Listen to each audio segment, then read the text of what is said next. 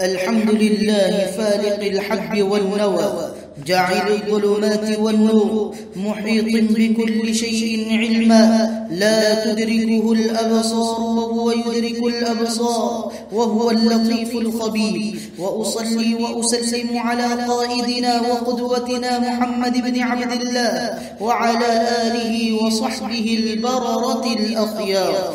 أما بعد، فيا أيها الجمع المبارك، مما لا مرية فيه أن خيال الإنسان محشور حصرا تاما فيما تدركه حواسه، فنحن مهما أوتينا من قدرة خيالية فلا نستطيع أن نتخيل حقيقة ما من الحقائق ما لم ندرك نموذجا عنها بحواسنا، ومن ذلك يستحيل علينا أن نتخيل حقيقة الدار الآخرة وما فيها في صورة، لأننا لم نتصل بأي شيء مما فيها عن طريق أي حاسة من حواسنا. وكذلك يعسر علينا أن نتخيل حقيقة تكوين الملائكة والجن وأمثال ذلك من مخلوقات بعيدة عن مجال حسنا.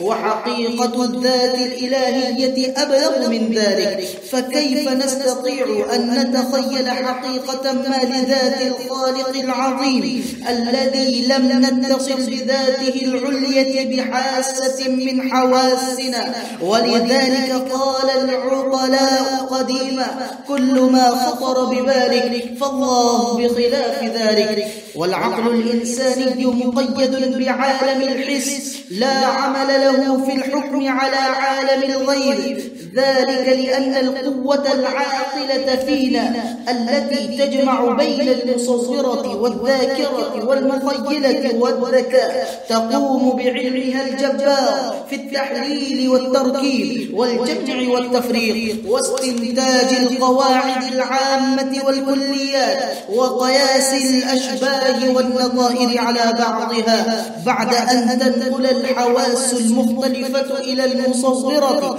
أشرطة مشاهداتها في الكون، شريط المرئيات وشريط المسموعات وشريط المذوقات وشريط المشمومات وشريط الملموسات وشريط الوجدانيات الداخلة في الإنسان، ثم تكون أحكامها مقيدة بحدود هذه الأشياء التي جاءتها عن طريق الحس.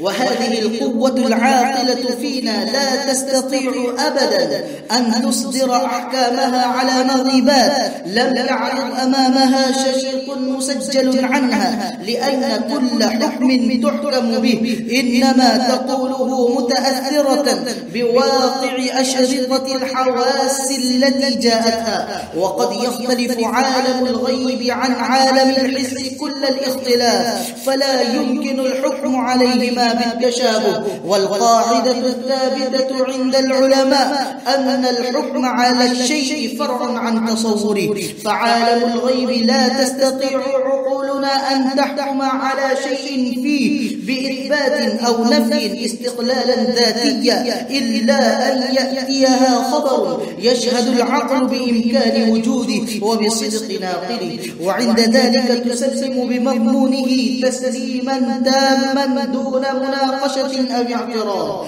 وحيث إن عالم الحس فينا محدود فالعقل فينا محدود أيضا.